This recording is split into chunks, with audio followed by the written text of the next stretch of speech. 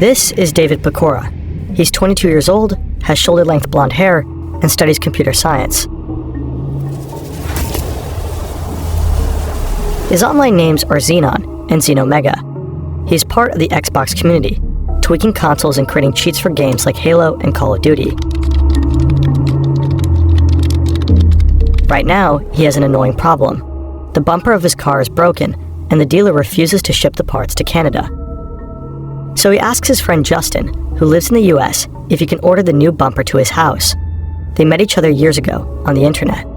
Justin lives in Wilmington, about an 8-hour drive away. David's plan is to drive there, get the bumper, maybe grab something to eat together, and head back home. His dad offers to tag along so they can take turns driving. They take the family car. About an hour later, David and his dad get to the border. The US border officer checks their passports. He's about to wave them through when he sees a strange name on his display. "What's Xenon?" the officer asks. David flinches. That's his online name. But why on earth does it pop up here at the passport control? Two figures in dark uniforms approach the vehicle. They pull their weapons and tell him to step out of the car. David gets arrested. He walked right into a trap. The thing is, David may have done more than tweaking consoles and coding cheats.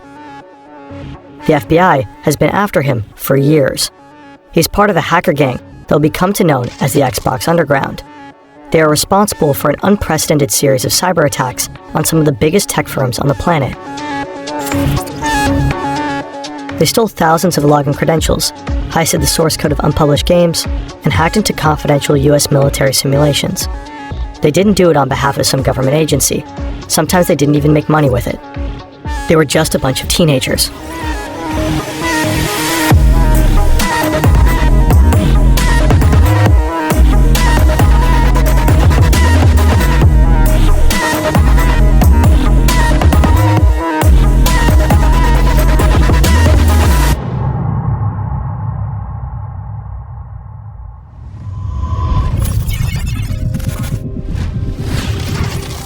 This entire story is based on the fabulous Wired article and a double episode of the highly recommendable podcast, Darknet Diaries. You'll find the links in the description. David was always destined to become a hacker. He's still in elementary school when he builds his own little web browser. He simply teaches himself how to code. In 2001, David's world and that of countless other kids changes forever. The OG Xbox is released. For the first time, let me now unveil Xbox. Back then, the Xbox marks a technological milestone, a bunch of high-end hardware packed into a massive black casing. The black and green dashboard and the ridiculously oversized controller kind of give off nuclear reactor vibes. It's a completely new aesthetic at the time. David gets one and hopelessly falls in love with Halo. But he's not just a passionate gamer. He's fascinated by the Xbox's tech. He becomes part of the fast-growing online community of like-minded nerds. They crack their consoles and get their own software running. They stream music, install Linux, and even manage to boot up Nintendo games. David is extremely talented and quickly gains cred in the scene. He starts writing programs for Halo that let you tweak the physics or even the weather in the game. Then, in 2005, the Xbox 360 drops and changes everything. Again. Microsoft learned from its mistakes and bolstered the console's security. To hack the new Xbox, you need a development kit. That's a special console with extra features just for developers. These dev kits are incredibly hard to get. Developers need to be verified by Microsoft to have one. For everyone else, they're strictly off limits. It takes a while, but eventually a few dev kits start popping up online. Someone has found thousands of them at a recycling yard. Microsoft must have tried to trash them, but now someone is making money by selling them. In 2008, David acquires several of these dev kits for himself and resells a few. This is how he meets Justin May, his buddy from Wilmington. Online, Justin goes by MTW. The dev kit gives David access to PartnerNet, a closed platform where Xbox developers upload test versions of their games. He spends his nights scouring PartnerNet, posting screenshots of unreleased games and making a name for himself in online forums. He starts showing up late to school. His grades are slipping. But he thinks, what if this is my ticket to a career in game development? In 2010, David catches the attention of a guy named Dylan Wheeler. Dylan is 14 and lives in Perth, Australia. He has long brown hair and is in the middle of puberty. He loves a good thrill, and got into hacking early on. In high school, Dylan got suspended for hacking into the school's network. But he doesn't like to be told what to do, so he hacked the network again and got suspended again. He is fascinated by what David and others are doing with the Xbox and wants in on the action, so he signs up to the Xbox hacking forum. His online moniker is Super Day.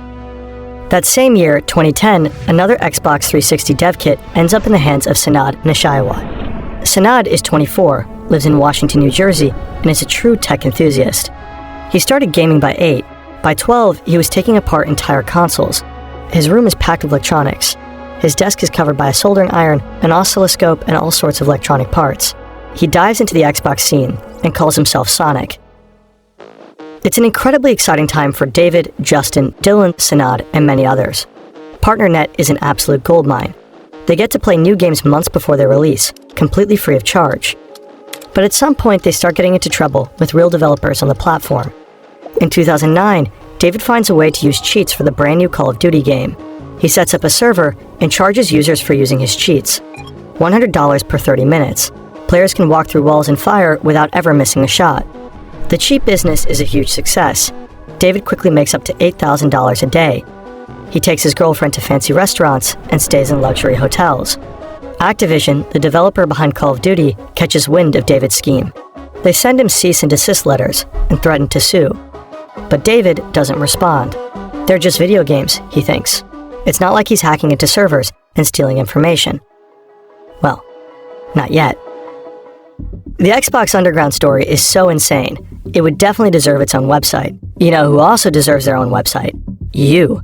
A portfolio site is a great way to present yourself and your skills. There are many tools to accomplish just that, but none quite like Odoo's website builder.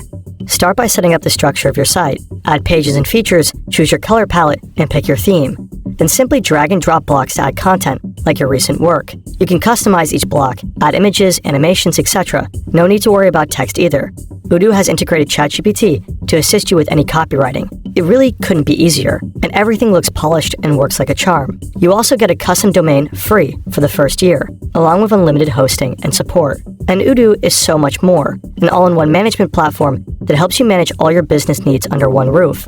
So when your business grows, Odoo's got tons of apps to help, like CRM, sales, and marketing. Check out Odoo at fern.deal/Odoo and start building your own website for free.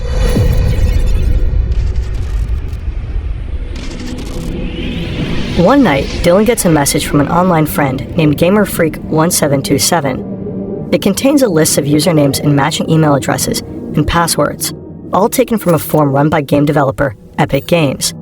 At the time, Epic is mostly known for Unreal Tournament and Gears of War. Dylan checks the list and finds the login credentials of an IT employee at Epic Games. He wonders if that person uses the same password on other sites.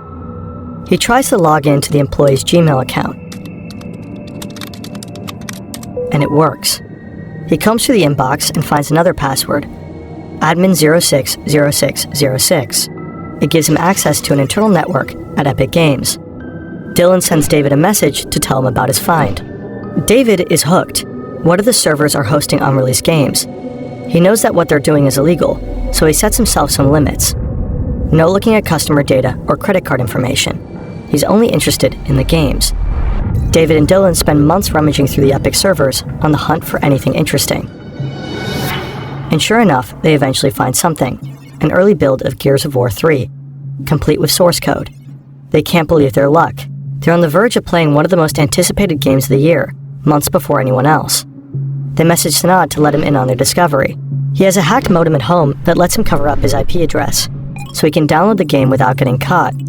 Sanad logs into Epic's network and grabs the files. It's hundreds of gigabytes of data. He stays up all night until the download finally completes. He's too excited to go to sleep. He burns the data onto 8 Blu-rays and mails them to David. He writes the words wedding videos on the package. David receives the package and tries the game. The build is still pretty raw. A lot of the textures are missing. It's not really playable at this stage. David sends the game to the others, including Justin. Just a few days later, the game appears online as a public download. The leak makes headlines everywhere. Last week, Gears of War 3 was leaked on the web. Gears developer Epic Games confirmed that this is not the final build of the game and warned people that downloading the title may actually melt your system. Not sure if that's true, but scare tactics aside, don't pirate. Pirating sucks. The guys are still snooping around the Epic Games network when they stumble upon a very unsettling email. Epic Games has called the FBI because of the leak, but it seems the feds are not onto them yet. David is freaking out. He asks Justin to help him crypt his hard drives. Sanad decides to lay low and wait for things to calm down. Dylan, however, doesn't care about the FBI. He keeps logging into the servers, while the feds are actively scanning them to find the hackers. His ballsiness pays off. Dylan finds a USB drive connected to the network, and on that drive he finds a list of all the company's important access credentials.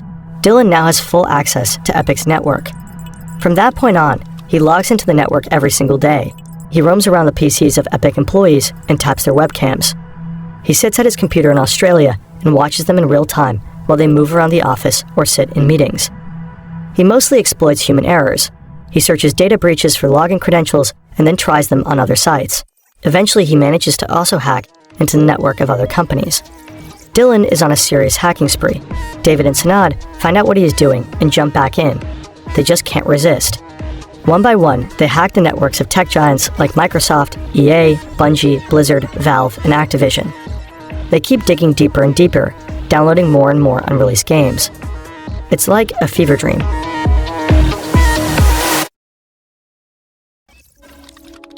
The guys have been hacking their way through the gaming industry for almost a year now. From time to time, they're also making money off of it. David starts selling the jacked and unreleased games to a user called Xbox Dev Guy. The contact is established via Justin. But deep down, they're still just a bunch of gaming fans. They invite their friends over to show their new video games. They never reveal where they get them from. They're a small and tight-knit group, but they can't always keep the excitement to themselves. So every now and then, word gets out to the wider scene. And every time that happens, new people want in on the action. 2 new faces join the group. Austin Alcala is a 16-year-old high school student from McCordsville, Indiana. He's tall, rather shy and reserved. Online, he goes by AA Monkey. The second newbie is Nathan LaRue, an 18-year-old from Bowie, Maryland.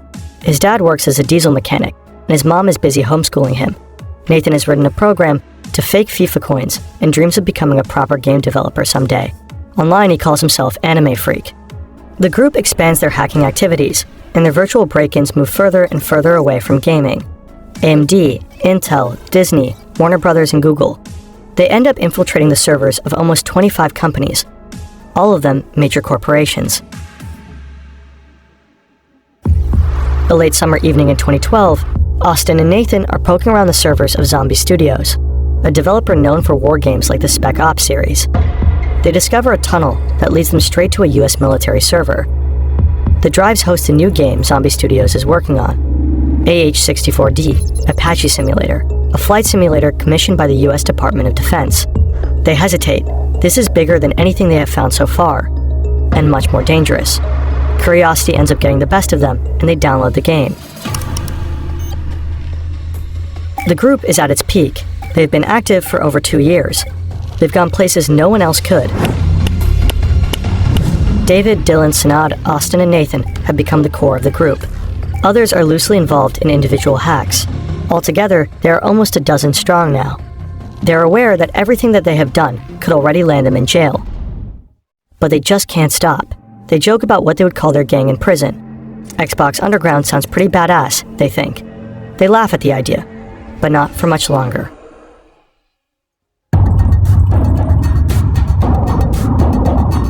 Justin, aka MTW, was an early member of the group.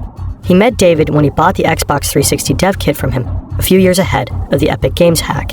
Justin was directly involved in many of their operations.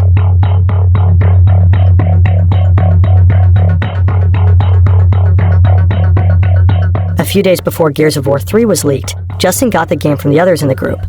Some of them, like Sanad, suspected that he was the one who put it online. Justin is almost 3 years older than David, but compared to him, he's a lot less cautious. In 2010, Justin attends PAX East, a video game convention in Boston. He gets calls from Sanad and a few others in the group. They ask him if he can hack into one of the networks on site. Maybe he'll find something interesting. No big deal if not. Justin gives it a try, but doesn't find a breach to exploit. The network is too secure. He's not ready to give it up, though. He walks around the convention center and finds the stand of a small developer called Atomic Games.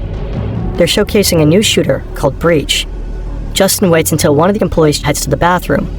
Then he sneaks behind the stand and secretly tries to download the game onto his laptop. But the employee comes back sooner than expected. At just 14 megabytes, Justin has to cancel the download and make a run for it. 2 Atomic employees chase after him and quickly catch him. They take him to the police. During the arrest, Justin tries to bribe the officers. He offers them $100 if they let him go. During the interrogation, he openly admits he was trying to steal the game. He repeatedly tells the cops that he has names of people bigger and more important than himself. When the others hear about the arrest, they get suspicious. What if Justin has been talking to the cops? He loses their trust. He disappears for a while, but eventually gets back in touch, trying to regain their trust. Now he is scamming companies like Cisco, Microsoft, and Lenovo with a return fraud scheme. Someone like that couldn't possibly be working with the cops. Some in the group, like David and Dylan, are thinking. Others, like Sanad, remain skeptical. After some time, Justin manages to get back on board. Back to August 2012, David and Dylan are poking around Microsoft servers. They come across a folder that seems pretty well protected. Looks like only a few developers have access to it. Maybe the company is working on some super secret project, they think. They download the folder and find a bunch of technical documents. Some pics of circuit boards and casings, source code, all that kind of stuff. They wonder what all of this could be for, and they quickly piece it together. They found the plans for the upcoming Xbox console, codename Durango. It'll later be called the Xbox One. They ponder what to do with the plans. They could sell them to others, or they could try to build the console themselves. All parts seem to be available on the market. They order the parts online and have everything shipped to Nathan's house. He volunteers to assemble the gaming console, and it works. The group now has a working prototype of the new Xbox, but no games to test it with, so they decide to sell it. They find a buyer in the Seychelles who is willing to pay $5,000. The buyer transfers the money, and the group discusses who is going to ship the console to him. Justin steps up. He offers to take it to the post office. The group agrees. Justin drives from Delaware to Bowie, about a 2-hour ride, and picks up the console at Nathan's place. But the package never makes it to the Seychelles. They start to get nervous. What if the FBI has intercepted the package? After the sale falls through, Dylan decides to upload the pictures of their prototype online, just to see what happens. He doesn't consult with the others. That means the Xbox prototype is now seemingly publicly up for auction on eBay. By now, Dylan is already known for his impulsive actions. In early 2012, he got drunk, called Epic Games, and confessed to hacking their servers. He explained to the employees over the phone how he did it and asked for a poster as a reward. He actually got one. This time, things get even worse. The eBay auction goes viral. In no time, bids reach over $20,000. But the sale doesn't go through because Microsoft files a copyright claim. Dylan, who set up the auction under his online name, Superday, starts giving online interviews.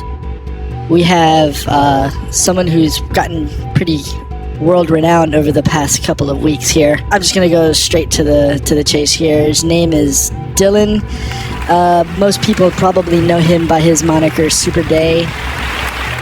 He's gotten himself into a little bit of trouble with Microsoft and I guess he's taking the hacking community by storm. Dylan, welcome to the show.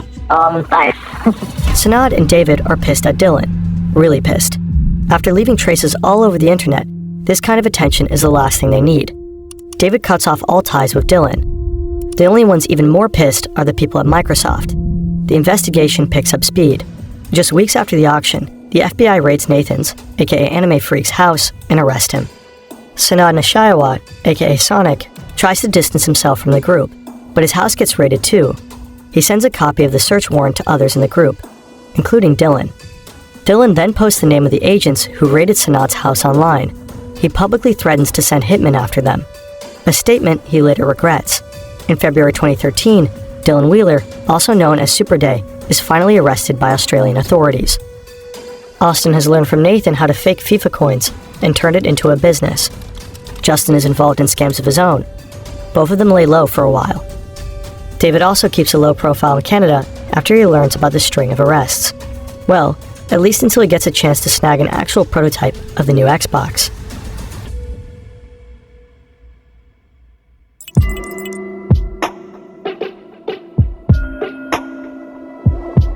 David is at a concert when he gets a call from Austin. Austin tells him about an 18-year-old hacker named Armin, aka Armin the Cyber. Armin claims to have access to Microsoft Campus and offers them a deal.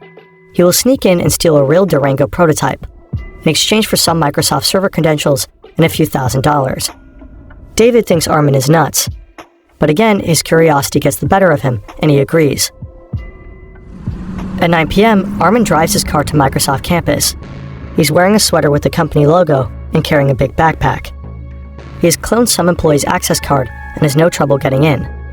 The premises are enormous, but Armin knows his way around by now. For almost a year, he has been frequently sneaking into the buildings and dreaming of what it would actually be like to work there. He is a huge fan of Microsoft. He has even applied for a job, but has not heard back yet. Armin enters one of the office buildings. He is nervous. He's been there many times, but never to steal anything. There's still a few people around. Whenever he hears footsteps approaching, he hides. He eventually finds what he's looking for in one of the open plan offices on the 3rd floor. His hands are shaking as he stuffs 3 Xbox prototypes into his backpack. He sneaks out of the building, leaves the premises, and drives back home. He sends 2 of the consoles to David and Austin and keeps one for himself. Just a week after his break-in, Armin gets a call. It's Microsoft. They reviewed his application. He's got the job. It's a dream come true. But only a couple of weeks later, Armin loses the job. Surveillance cameras have caught him stealing the prototypes. He's taken into custody.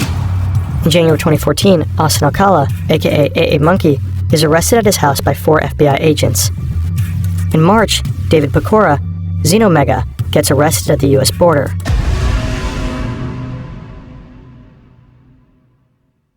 David, Sanad, Austin, and Nathan stand trial together in the US. Meanwhile, on the other side of the globe, Dylan is also facing charges. The group is accused of identity theft, fraud, and conspiracy to steal millions of dollars worth of intellectual property. The indictment is extremely detailed. The FBI must have been building the case for a long time. There are chat logs and transcripts of personal conversations dating back to the first Epic Games hack in 2011. In court, prosecutors even play audio recordings that must have been secretly made during their hacking sessions. But the funny thing is, I still have root access to all their computers because I signed in yesterday. So he knowingly logs into Epic, knowing that that's still there. What do you mean? Like, he in the emails, like they were emailing FBI people, and he knows that they talk to each other, but he still manages to not care. I have it to the US military. I have it to the Australian Department of Defense. I have every single big company. Intel, AMD, Nvidia, Google, Microsoft, Disney, Warner Brothers, everything. The indictment repeatedly mentions Person A. Person A provided most of the evidence for the FBI. Person A allegedly helped David encrypt his hard drive and sell unreleased games to a user named Xbox Dev Guy. Person A is also said to have delivered a self-made prototype of the new Xbox to the FBI. I get a copy of the indictment, and I start reading about Person A from Wilmington, Delaware. We all only knew one person from Wilmington, Delaware. Justin. Justin. All signs point to him being an informant of the FBI. Did he cut a deal with the police after the incident at the convention? Is that how he got away with all of his scams? No one knows for sure. The guys in the US plead guilty.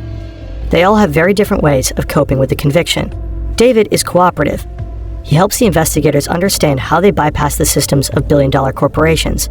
The officers are pretty impressed by the 23-year-old's skills. He spends 18 months in prison.